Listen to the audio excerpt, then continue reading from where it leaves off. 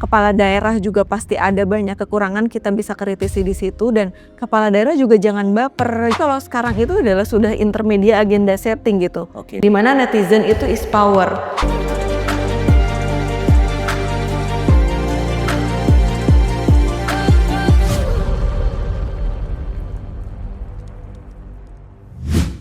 Halo kawan tutur, selamat datang di Trend Top, Trending Topic, di mana di sini kita akan mengobrol atau berbincang soal isu-isu terhangat di media sosial dan juga di pemberitaan media massa.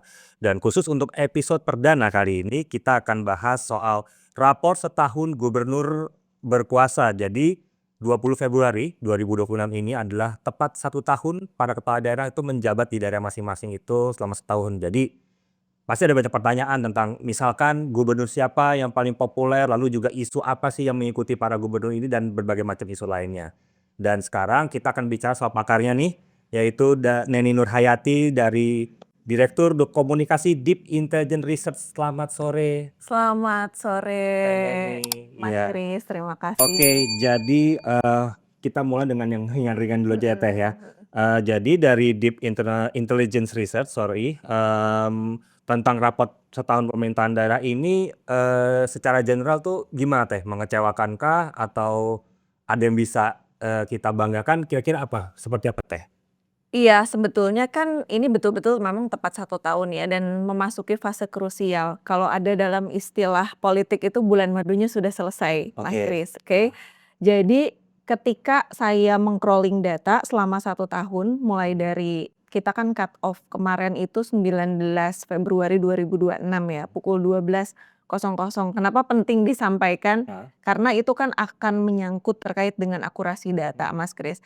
Dan mulai dari 20 Februari 2025 di mana itu adalah hari pertama kepala daerah tuh dilantik. Jadi memang yang kita crawling data itu ada 38 provinsi kan, minus DIY kan ya gitu. Karena DIY itu ada report khusus lah, tidak bisa dikomparasi dengan 37 provinsi lainnya gitu Mas Chris. Nah, sebenarnya secara keseluruhan ya, pemberitaan-pemberitaan ataupun kemudian di media sosial, itu memang ada sesuatu yang sebenarnya perbedaannya cukup signifikan gitu. Kalau di media mainstream pemberitaan itu cenderung lebih banyak sentimen positifnya gitu dibandingkan dengan netral dan juga sentimen negatif. Hanya 2% lah gitu ya untuk sentimen netral. Tetapi di media sosial Untuk 2% tuh dia tergolong besar atau kecil? sebetulnya kalau dibandingkan dengan pemberitaan totally ya, 37 provinsi itu kecil gitu. Dan sentimen positifnya memang tinggi gitu. Tapi beda kemudian dengan ada yang di media sosial. Di media sosial itu lebih banyak ke sentimen netral dan juga sentimen ke negatif gitu. Karena kan di media mainstream itu ya media-media kan online, cetak, elektronik, ada editorialnya, kemudian betul ada etika dan lain sebagainya. Tapi kan kalau di media sosial you can tell anything gitu. Lu kalau mau ngomong bodoh aja gitu kan. Jadi tidak ada filter di situ. Nah, sebenarnya secara general isu ada beberapa yang di-highlight ya. Pertama terkait dengan pendidikan dan riset. Pendidikan dan riset itu paling tinggi, kemudian diikuti dengan kesehatan, infrastruktur dan pekerjaan umum, kemudian perdagangan, koperasi, UMKM, dan juga di sini ada terkait dengan perencanaan pembangunan gitu. Dan yang lainnya sebenarnya kalau others-nya itu ada berbagai macam hal lah gitu ya di situ. Yang terkait dengan hal-hal lain gitu. Di situ memang paling banyak memang 45,7%. Nah, tapi yang di-highlight di sini paling tinggi kenapa pendidikan dan juga riset itu juga menjadi subjek utama di mana ketika kita lihat gitu ya, derasnya pemberitaan terkait dengan makan bergizi gratis di daerah-daerah yang itu kemudian menjadi program nasional kan kita tahu ya Mas Chris.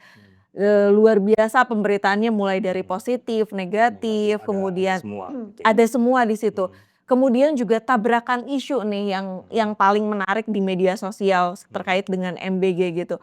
Jadi ada yang kemudian di situ sentimen positif tinggi, tetapi kemudian terjadi tabrakan dengan masyarakat-masyarakat yang kritis yang mempertanyakan terkait dengan MBG gitu ya.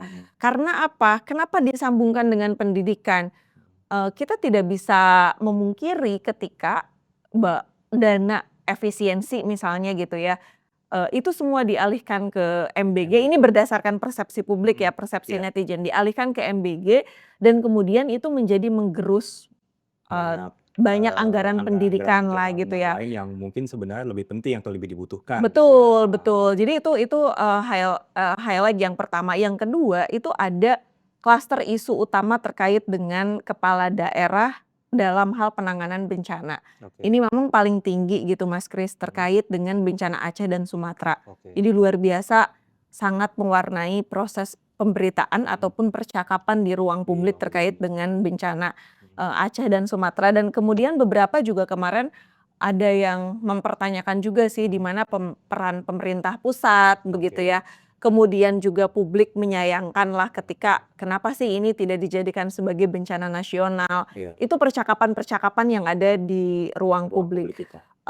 Dan ketika kita melihat gitu ya dari penanggulangan bencana itu kan ada banyak yang menjadi penyebab ya Iya, kenapa ada banyak bencana faktor. itu kenapa bencana itu terjadi. Misalnya kenapa ada gelondongan kayu gitu kan. Betul, heeh. Kemudian ini perusahaan-perusahaannya Perusahaan yang mana saja. Kemudian investigasi dari pemerintah pusat sudah sampai mana gitu ya. Lalu kemudian berkaitan dengan, penegakan hukum dan juga isu-isu korupsi. Ini tinggi juga karena kita lihat ada 2 kan, gubernur yang terkena OTT KPK, ada Jambi dengan Riau. Diikuti dengan banyaknya juga kepala-kepala daerah di kabupaten kota yang juga terkena OTT KPK. Nah ini semakin dipertanyakan terkait dengan integritas politik itu sendiri karena ternyata publik cukup aware ketika ada kepala daerah yang terkena OTT KPK gitu ya. Itu tidak bisa dimungkiri ada kos politik yang tinggi gitu ketika Berarti dia publik sudah sadar ya, iya kalau betul, datanya ketika dia OTT dilantik KPK ini pasti ada betul, masalah ketika dengan politik menang ya. iya betul, ketika menang misalnya menjadi kepala daerah, nah di situ kemudian publik mempertanyakan, oh ternyata biaya politik tinggi, kenapa kemudian kepala daerah itu korupsi dan menghalalkan segala cara untuk meraih kemenangan gitu. Bahwa di situ ada ongkos politik yang harus dibayar mahal ketika kepala daerah itu pasca dilantik. Itu yang kemudian menjadi tren juga. Nah yang menariknya di percakapan media sosial, kita kan ada meng-crawling data di Facebook, Oke. kemudian di Instagram, kemudian di X, kemudian di TikTok dan juga di YouTube. Itu paling tinggi Mas Kris itu ada di percakapan di Instagram, Di gitu, Instagram. di Instagram.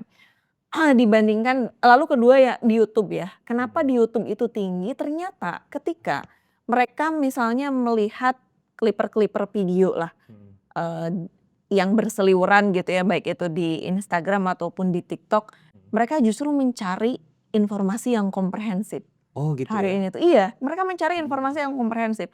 Jadi gak bisa kalau hanya sekedar 1 menit, 2 menit bagi mereka itu, apalagi misalnya di kalangan-kalangan masyarakat yang kritis gitu ya.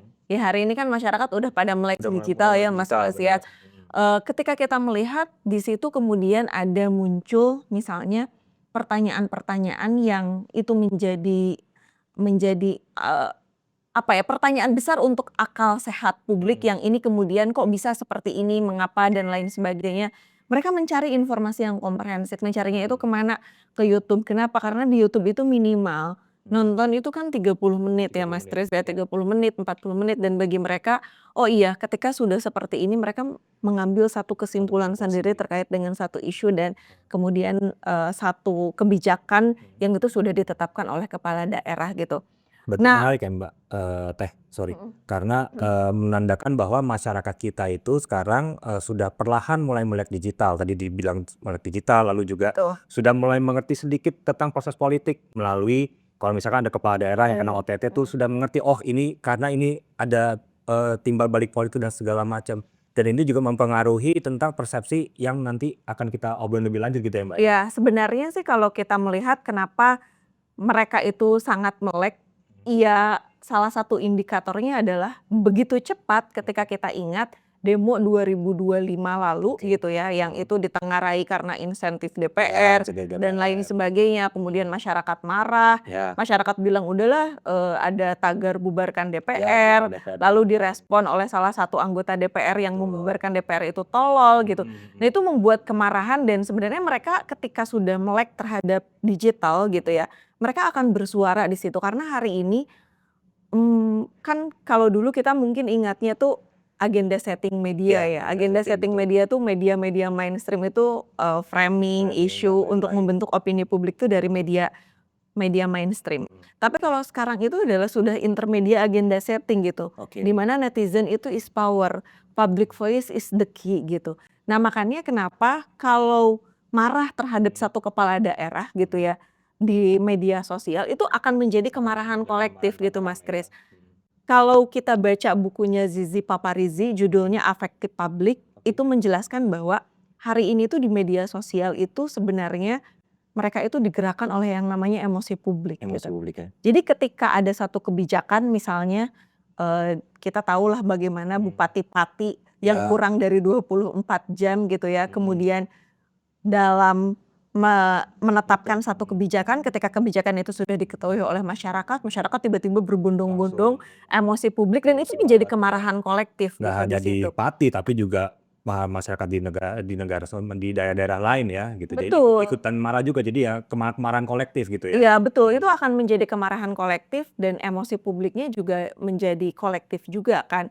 Dan itu yang kemudian menurut saya itu harus dibaca hari ini oleh para kepala daerah gitu. Karena jangan sampai kejadian di Pati itu terjadi juga di provinsi-provinsi lain atau kabupaten kota lain. Itu kan sebetulnya yang kemudian harus diinvestigasi gitu. Nah kemudian kita juga merilis namanya top performance dan rating Mas Kris. Jadi ada siapa sih kepala daerah yang highest publication gitu ya. Ya itu Teh sebentar. Jadi sekarang ini kita mau bicara soal kepala daerah yang menjadi pembahasan gitu ya di media sosial.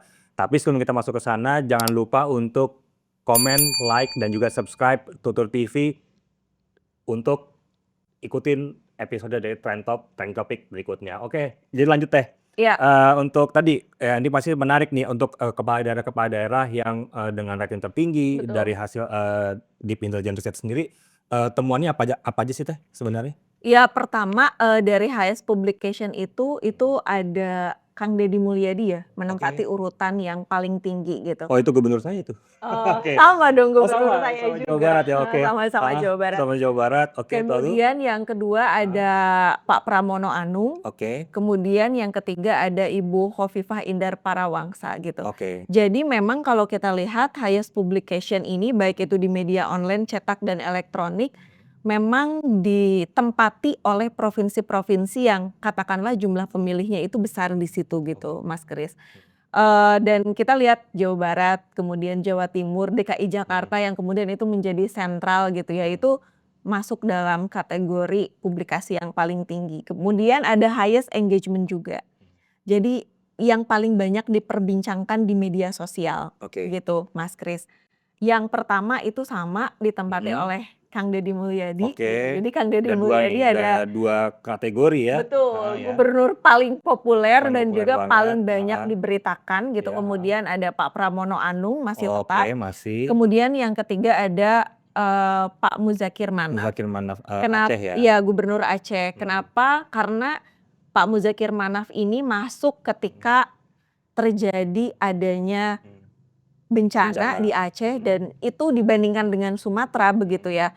Percakapan di ruang publik itu lebih banyak sekali diwarnai oleh komentar-komentar atau mereka netizen yang meskipun memang ada di provinsi lain itu juga mempercakapkan terkait dengan Gubernur Aceh ini. Sendiri berarti percakapannya lebih ke Betul. sosok dari gubernur ya. Betul. Bukan bencananya yang Sebenarnya keduanya sih karena memang keduanya ya? didorong oleh karena kasus bencana itu kemudian ada muncul tuh kan pernyataan-pernyataan dan statement di ruang publik kemudian itu diamplifikasi gitu oleh masyarakat entah itu di Aceh ataupun kemudian di luar provinsi Aceh oleh masyarakat Indonesia.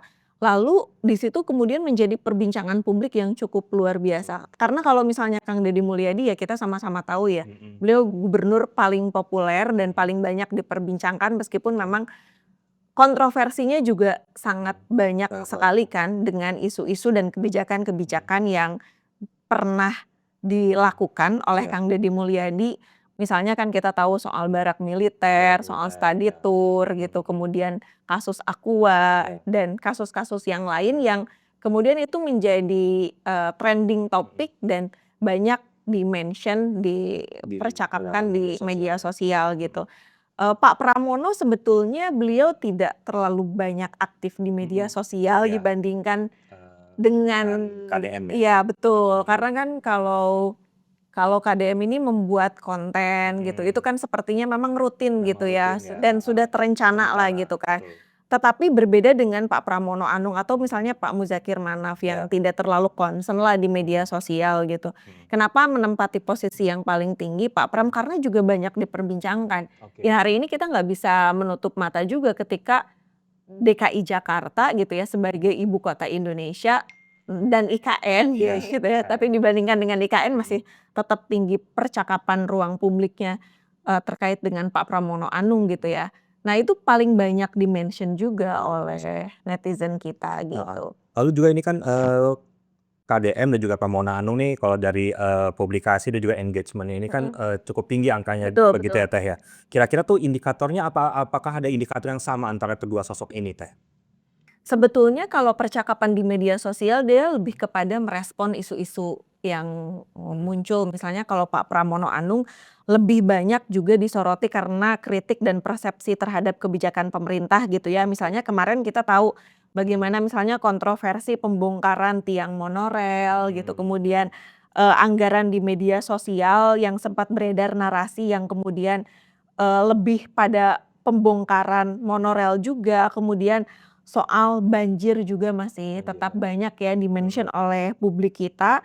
Kemudian juga kalau Kang Deddy Mulyadi kita tahu misalnya terkait dengan penertiban Puncak Bogor tuh. Oh iya. Kemudian juga misalnya terkait dengan usulan waktu itu syarat yang mendapatkan bansos itu usulan vasektomi sebagai syarat bansos.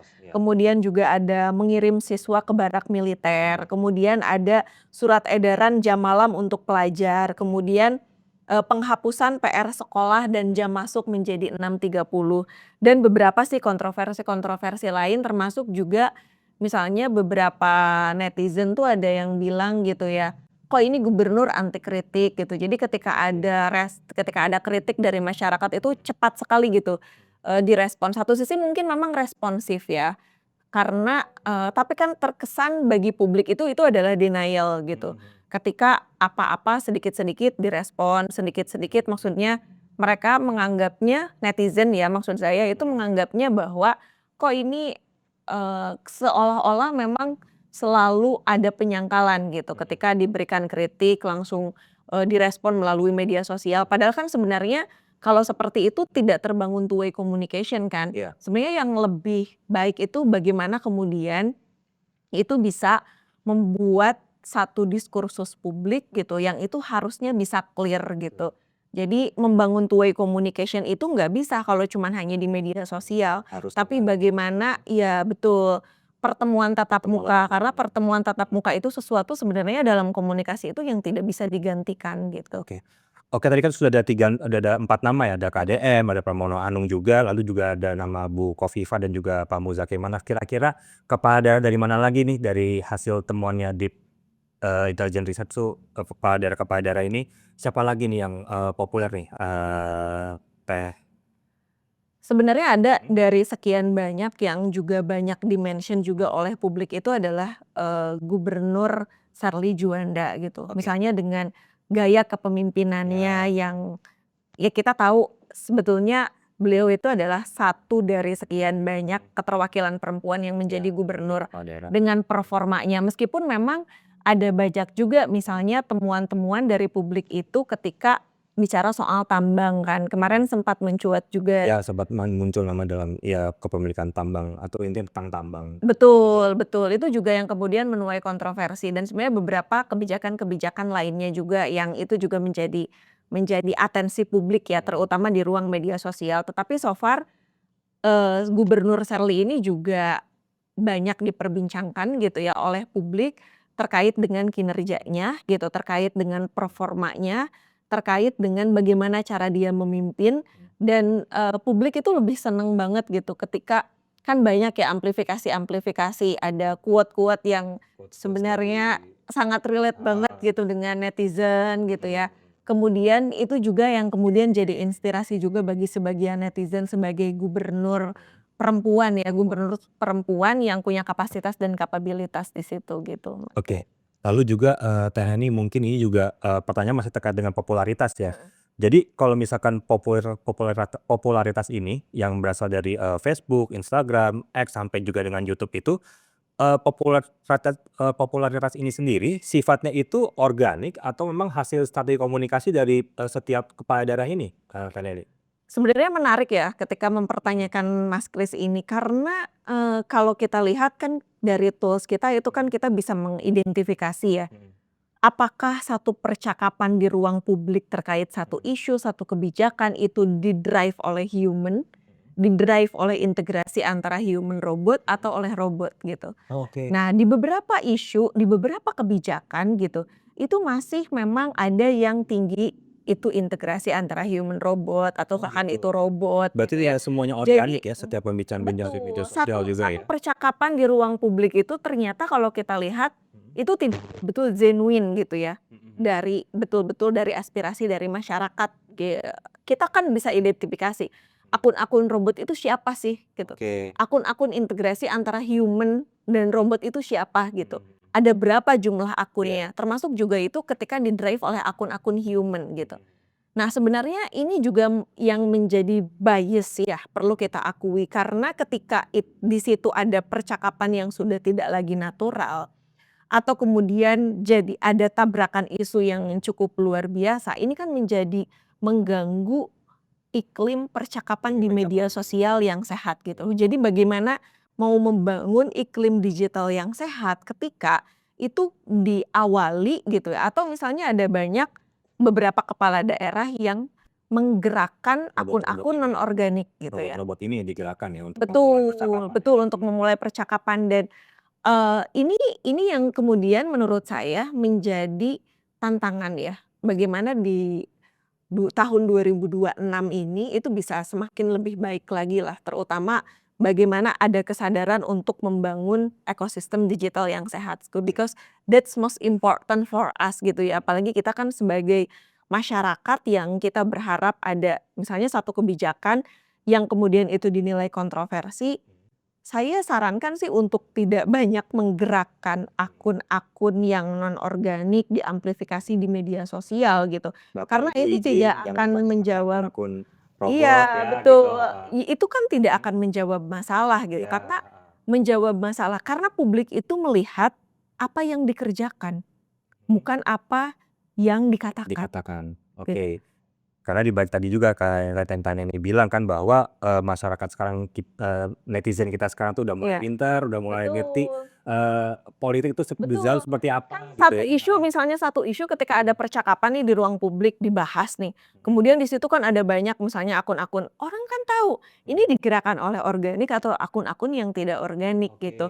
Nah iya. itu juga kan akan berimplikasi serius juga ya pada menurut saya ya kinerja daerah itu sendiri, terutama di provinsi dan saya juga khawatir itu juga diikuti juga oleh bupati, wali Yang di kotanya gitu, bawah-bawahnya di ya. bawah-bawahnya. Justru itu akan jadi bisa bikin lebih keruh gitu Betul, ya apalagi situasinya ketika ya. kita melihat misalnya katakanlah kepala-kepala daerah yang populis gitu, atau kepala-kepala daerah yang sebenarnya punya mereka modal sosial yang cukup kuat. Katakanlah misalnya ketika artis maju, kemudian menang gitu, itu kan Iya, juga bisa mempengaruhi juga. oke. Apalagi bukan hanya dalam percakapan ya, tapi juga dalam arena ruang kerja kerja kinerja-kinerjanya juga yang selama ini dilakukan oleh kepala daerah itu, gitu. Oke, tadi Teh ini juga menarik nih kita ngomongin Tapi soal sebenarnya kalau ada genuine gitu ya percakapan, Instagram itu lebih banyak juga yang kemudian genuine dari Oh human-nya gitu gitu. ya, lebih banyak di Kenapa Instagram ya? percakapan di Instagram itu lebih banyak ya dibandingkan dengan,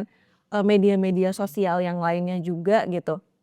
Kalau yang katakanlah kritis banget terus kemudian kayak pedes banget, Iya. komentar-komentar netizen itu ada di X gitu. Oke, Itu ada iya, di X, itu di karena kita X tahu ya. sebenarnya di X itu lebih banyak, di situ kelompok-kelompok katakanlah baby boomers, kita kan Iya. sebagai milenial Milenial akhir, kemudian akhir, Gen Z, agak di kemudian tengah-tengah Gen ya Alpha, sebenarnya ya, mereka lebih banyak mainnya di mainnya di Threads kalau Threads. mau gitu ya. Oke. Kemudian juga ya kita lebih banyak di Instagram lah, dan sebagian memang ada di TikTok. Jadi yang paling menarik memang kenapa TikTok ini juga tidak terlalu tinggi gitu ya, karena ketika mereka memperbincangkan kepala daerah, itu lebih banyak di YouTube dan juga di Instagram Di itu Instagram sendiri ya. gitu. Berarti kalau kita ngomongin, perbincangan organik, lalu juga ada setengah robot, setengah organik dan juga full robot, Mhm. berarti bisa nggak kita bilang bahwa, dalam aktivitas percakapan di media sosial ini sendiri, ada buzzer-buzzer yang bergerak gitu dan juga mengamplifikasi isu-isu tertentu atau ada agenda-agenda tertentu di media sosial Teh? Betul, itu kemudian sangat kentara sekali lah, apalagi misalnya ketika ada muncul doxing gitu kan di Oke. beberapa, daerah-daerah ketika ada masyarakatnya yang kritis gitu, itu kan dilakukan doxing gitu dan Oke, ini banyak di Twitter nih, betul, belakangan ini banyak di Twitter nih. sebenarnya di seluruh platform media Heeh. sosial juga, misalnya dia tergantung dia menyerangnya di TikTok juga banyak banget, apalagi misalnya dengan clipper-clipper video Iya, ya, yang itu amat sangat cepat membentuk opini publik dan, sentimen di situ kan iya. di TikTok itu sendiri, kemudian juga di Instagram. Jadi bukan hanya di Twitter sih saya kira atau kemudian, bukan hanya di Facebook gitu. Nah, ketika itu digerakkan dan kita bisa melihat itu gitu ya, saya kira ini menjadi fenomena yang, tidak menutup kemungkinan 2026 dan tahun-tahun berikutnya Berikutnya juga bisa terjadi. terjadi begitu ya. Jadi kalau, saya kira untuk menciptakan sebuah reputasi dan juga citra yang positif, ya tinggal diperlihatkan dengan kinerja aja sih, gitu. Karena publik tentu akan melihat itu. Hanya kalau memang di situ kemudian dirasa, amplifikasi itu kurang, karena kan sebenarnya Pemprov itu sendiri tuh punya banyak kan ya, Iya, dinas-dinas juga ada berapa, kemudian juga belum humasnya gitu. iya. Itu digerakkan gitu untuk membentuk opini publik, menurut saya itu udah more than enough gitu Mas Kris, Oke. gitu. Karena kita kan juga berharap ada percakapan itu betul-betul bisa kita tangkap dari genuine dari suara rakyat gitu, Oke, berarti suara masyarakat. berarti kita bisa bilang ya bahwa segala percakapan di media sosial hari ini, itu sudah, ya tidak seluruhnya organik karena sudah melibatkan robot Betul. dan campuran antara organik dan juga robot. Pun juga ada aktivitas-aktivitas buzzer juga nih yang mereka membawa agenda-agenda tertentu dari, pihak mereka masing-masing. Lalu juga Teh Heni, ini mungkin pertanyaan yang, cukup penting juga ya bahwa, popularitas itu kan pasti selalu berbanding dengan, kinerja dari, setiap kepala daerah ini. Terus yang menjadi pertanyaan tuh, apakah korelasi antara popularitas digital ini, itu berbanding dengan tingkat kepercayaan publik atau potensi elektabilitas sendiri, berpengaruhnya itu segimana besar sih hari-hari ini? Sebenarnya kalau kita bicara soal popularitas, apalagi hari ini ketika masyarakat kita juga literasi politik masih lemah ya. Meskipun misalnya oke literasi digital mengalami peningkatan, tetapi di beberapa kita kan kalau bicara Indonesia bukan hanya Pulau Jawa, Iya, bukan hanya Mas Jawa. Kris, tapi kita juga bagaimana melihat di Papua, Kalimantan, Sulawesi, Sumatera gitu ya. Yang di situ, to be honest, literasi politik, literasi digital gitu, itu masih lemah. Sehingga ketika kemudian muncul adanya gubernur populis gitu ya di situ, itu, kita bisa melihat bahwa itu amat sangat mudah membentuk opini publik dengan apa yang dilihat di media sosial. Itu akan menjadi sebuah kebenaran gitu. Iya. Apalagi hari ini Mas Kris kita perlu mengakui juga ketika hari ini tuh Gen Z, Gen Alpha itu lebih mempercayai medsos gak sih Iya, benar dibandingkan banget. dengan, generasi-generasi sebelumnya gitu ya. Itu kan kepercayaan the truth on the social media itu Iya, sekitar 80% gitu. 80%. Anak kecil aja tuh kalau kita kan inget ya, itu ada, salah satu gubernur provinsi Jawa Barat misalnya yang ketika menerapkan kebijakan masukin ke barak, itu kan anak-anak kecil Ya. 2 tahun, 1 tahun aja itu pada takut gitu Iya. dilaporin kalau nggak makan dilaporin ke KDM gitu, dimasukin ke barak militer gitu. Aha. Itu betapa memang gitu ya kita melihat jadi percakapan di media sosial itu sangat mudah dan cepat sekali menyebarnya gitu.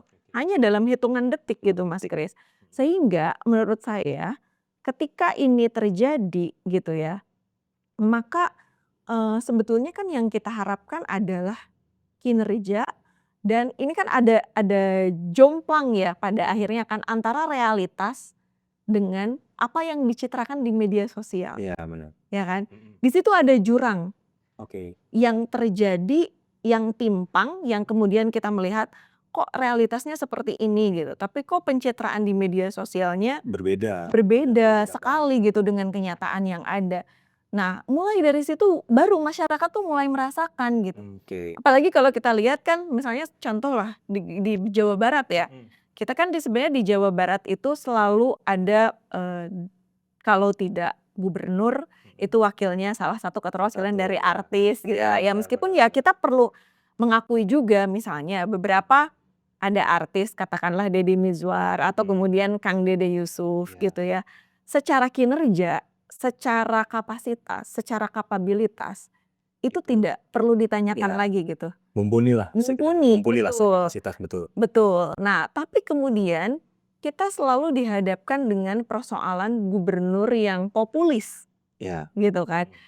Kemarin misalnya sebelum Kang Deddy Mulyadi ada Kang Ridwan Kamil. Kang Emil. Dan itu juga ketika kemudian, oh ternyata di media sosial kok seperti ini gitu ya. Karena kan media sosial itu jadi kalau kita baca bukunya Simulacra and Simulation dari Young Baudrillard, itu tuh kayak realitas semua aja gitu, Oke. Mas Kris. Jadi memang sesuatu yang apa ya, difabrikasi gitu maksudnya Betul. memang dibikin untuk begitu gitu. Betul, dan itu kan untuk menciptakan framing kan Iya. sebetulnya positif di masyarakat gitu. Padahal tadi sebetulnya yang paling penting itu adalah kinerjanya. Makanya kenapa kemudian Pak Pram kemarin kan sempat menyinggung juga kan, saya bukan gubernur yang masuk ke gorong-gorong kayak begitu-begitu Iya. gitu dan itu tuh kita nggak bisa menghindari hal itu Mas Kris.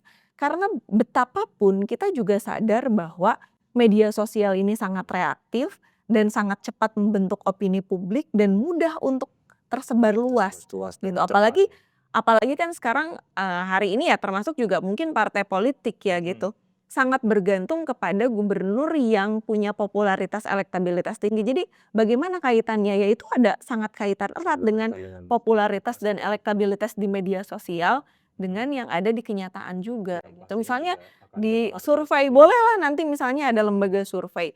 Apakah nanti hasil surveinya akan sama gitu dengan tapi kan ada beda metode kan yang digunakan juga. Tapi kalau menurut saya gubernur seperti Kang Deddy Mulyadi mau disurvei, mau di conversation di media sosial, itu tetap menempati posisi yang paling tinggi sih Mas Kris. Posisi sampai hari ini ya, maksudnya selama udah 1 tahun pemerintahan, Betul. tetap Kang Deddy Mulyadi lah yang paling tinggi lah. Jadi Betul, terus betul. karena tadi dari 2 kategori yang dibikin sama atau dibuat sama Dir sendiri, itu nama KDM itu ada di 2 teratas Betul, ya. 2 teratas. Dua-duanya kan ada di Dua-duanya, highest publication dan highest engagement. Tapi sebenarnya yang paling menarik sih Mas Kris, ketika kemudian muncul ada tadi highest publication dan highest engagement, itu belum tentu memiliki sentimen positif yang tinggi juga. Gitu ya. Jadi, diperbincangkan oleh netizen itu kan bisa diperbincangkan positif, Iya. bisa diperbincangkan juga negatif Betul, gitu Mas betul. Kris. Nah ketika kita melihat gitu ya, ada temuan dari,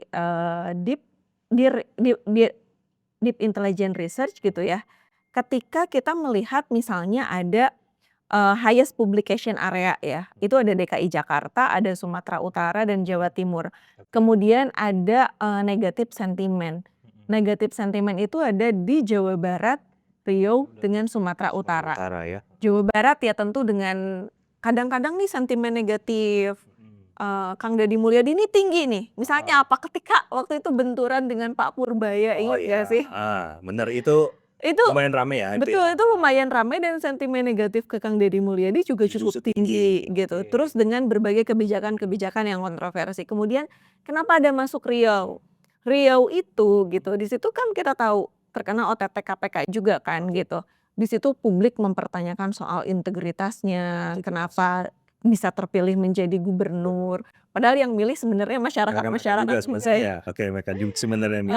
Dan ya publik sebenarnya sangat menyayangkan ya ketika ada kepala daerah yang baru dilantik kemudian terkena OTT KPK belum 1 tahun, belum genap Belum 1 tahun kemudian memimpin satu daerah itu kemudian terkena OTT KPK. Lalu kemudian ada Sumatera Utara. Sumatera Utara. Ini yang paling juga rame Paling rame. diperbincangkan Iya. karena misalnya di situ ada netizen ya, dinastinya Pak Mulyono, Pak Iya. Jokowi maksud saya, kemudian juga ada kaitannya dengan Gibran juga, terus kemudian ingat nggak sih waktu itu sentimen negatif itu sempat tinggi ketika, Pak Bobi Nasution itu, memberlakukan soal plat Oh gitu, iya, yang ada di sempat rame Aceh tuh ya, dan plat Sumatera, gitu, itu tinggi nggak boleh sekali. masuk atau apa, ya itu. Betul betul, itu yang kemudian juga banyak diperbincangkan di media sosial sih gitu. Jadi sebenarnya kalau kita lihat, yang memperoleh publikasi tertinggi atau engage tertinggi gitu di dalam conversation di media sosial, itu belum tentu kalau kita lihat adalah sentimen positif yang dibicarakan gitu. Tapi ada banyak sebenarnya kontroversi-kontroversi. Satu sisi sih saya sebetulnya memandang bahwa ini cukup positif ya gitu. Karena sekarang kita mau bicara kemana gitu. Iya. Sekarang apa-apa kita diviralin di media sosial.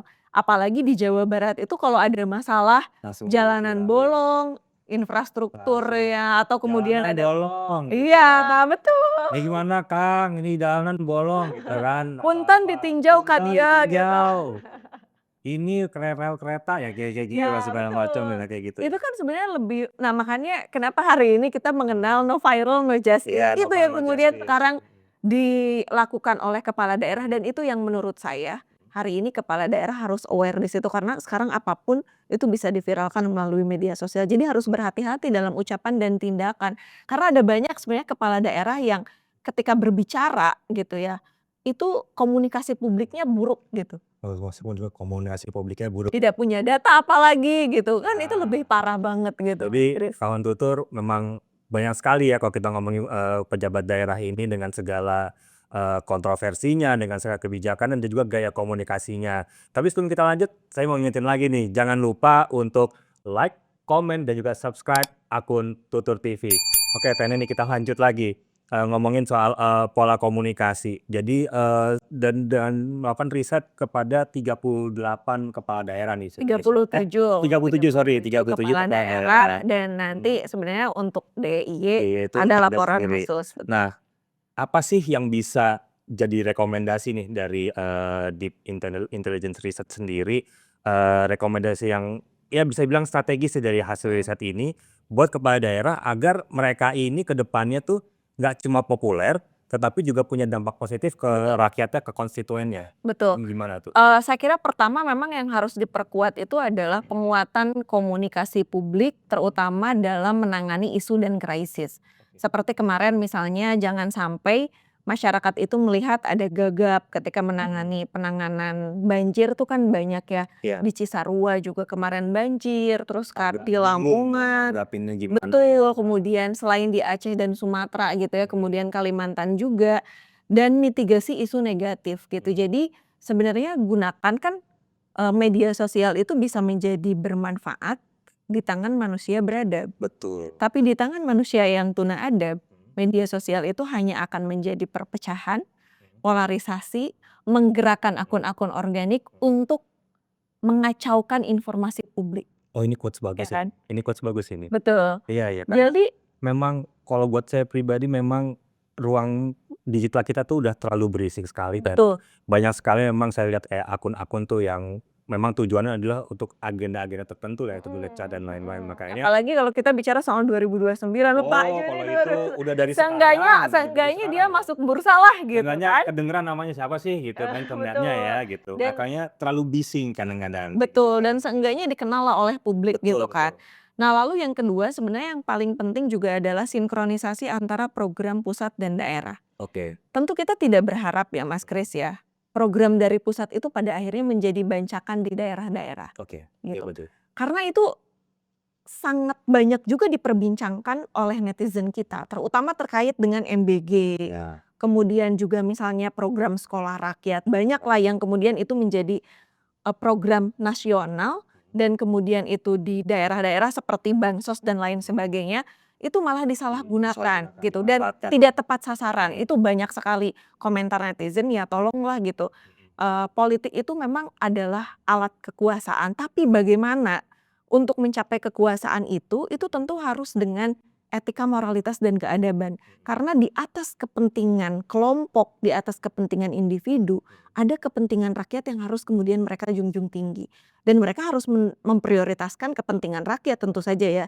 Jadi ketika, itu terjadi saya kira, ya bagaimana sebenarnya pemerintah pusat juga harus melakukan pengawasan yang ketat juga ya ke daerah-daerah, jangan terlalu Loss terlalu di-loss juga. jangan terlalu Betul. gitu juga ya. Betul. Terus yang berikutnya terkait dengan optimalisasi kanal digital gitu ya, yang berbasis karakteristik platform. Jadi jangan sampai misalnya kan kalau dalam political marketing kita mengenal adanya segmentation, targeting, positioning, Oke. dan di situ kan harus ada differentiation. Differentiation itu bagaimana sih pola penyampaian pesan di X, pola penyampaian pesan di Instagram, di TikTok, Facebook seperti apa? termasuk juga misalnya bagaimana meng-create caption-caption itu kan pasti akan berbeda. Tapi menurut saya hari ini dengan adanya kehadiran media digital, sosialisasi-sosialisasi, bentuknya informasi dari pemerintah itu bisa cepat tersampaikan kepada masyarakat. Kemudian, berikutnya terkait dengan peningkatan kapasitas juga ya dalam hal penanganan krisis lah seperti misalnya sekarang bencana dan lain sebagainya, dan bagaimana mendongkrak itu menjadi exposure media, tetapi juga jangan sampai ada tadi tabrakan narasi di media sosial. Dari Taneni sendiri dengan melihat hasil riset yang seperti ini, lalu juga ada nggak sih Taneni pesan yang bisa disampaikan juga gitu untuk, masyarakat awam dalam bermedia sosial, dalam berselancar lah di dunia digital, itu seperti apa sih Taneni terkait dengan konteks, politik, kepala daerah dan lain-lain? Kita tentu berharap demokrasi lokal itu bisa naik kelas, dan salah satunya demokrasi naik kelas itu dimanapun baik offline maupun online, itu mengedepankan etika, moralitas, dan keadaban. Makanya kenapa harus jaga jarimu gitu kan, eee, saring sebelum sharing gitu kan, itu sebenarnya menjadi seolah mungkin gampang ya, tapi kadang-kadang tuh agak sulit juga dilakukan gitu ketika apalagi misalnya kalau masyarakatnya itu sudah betul-betul fanatik terhadap kepala daerah itu gitu ya. Itu yang banyak ya Iya betul, itu yang paling banyak dan menurut saya ya harus open mind gitu, open your mindset. Karena bagaimanapun sebetulnya tentu kepala daerah juga pasti ada banyak kekurangan, kita bisa kritisi di situ dan kepala daerah juga jangan baper. Jadi ketika dikritik oleh masyarakat, lalu baper, kemudian Bapak, Ibu, izin jangan baper kalau misalkan kita ada mengkritik, dikritik ya. ya mungkin agak-agak pedes ya di kuping, cuma itu Iya. sebenarnya untuk kebaikan kita semua. Oke, itu lanjut Taneni. Iya, karena Ya. menurut saya pemimpin yang baik itu adalah pemimpin yang mau mendengar. Mau mendengar, karena mendengar itu adalah kemampuan terbaik dalam komunikasi. Oke, setuju. Gitu dan itu tidak hanya kita tentu tidak hanya berharap kepala daerah itu hanya sekadar menjadi politisi, tapi juga menjadi negarawan dan teladan juga untuk seluruh lapisan masyarakat di masing-masing provinsinya. Ya, dan itu semua bisa tercapai jika setiap kepala daerah ini dalam 1 tahun ke depan menjadi sosok yang lebih mau mendengar gitu, Betul, apa yang betul. menjadi keluh kesah kita. Dan hari ini mendengar itu kan bukan hanya, offline seperti ini ya, tapi juga adalah who is the public, publiknya para kepala daerah itu adalah termasuk di jaringan media sosial. Media sosial. Saya yakin bahwa sebenarnya masih ada nih misalnya kompetitor-kompetitor sebelumnya yang itu pasti bikin isu-isu atau framing-framing, tapi menurut saya yang terpenting adalah alihkan isu-isu dan framing itu terhadap kinerja yang konkret, itu aja sih. Oke, jadi untuk Dan jawab permasalahan-permasalahan rakyat itu dengan kinerja dan kebijakan-kebijakan yang tentu pro terhadap kepentingan rakyat. Jadi dibanding kita, para kepala daerah ini melawan segala framing dan lain-lain dengan marah-marah di depan Iya, kamera dan segala macam, betul, langsung aja kinerjanya gimana, betul, kita itu nggak komunikasi jawab ke masyarakat iya, itu nggak menjawab masalah kan dengan marah-marah. Oke, Teh Neni, ini percakapannya sangat insightful ya. Terima kasih Ya, untuk terima waktunya di kasih juga Trend Talk Mas Trending Kris Topic. for having me. Dan kawan tutur, berikut tadi adalah percakapan kita dengan Direktur Riset dan Komunikasi Deep Intelligence Research, Neni Nurhayati, dan sampai jumpa di Trend Talk Trending Topic berikutnya.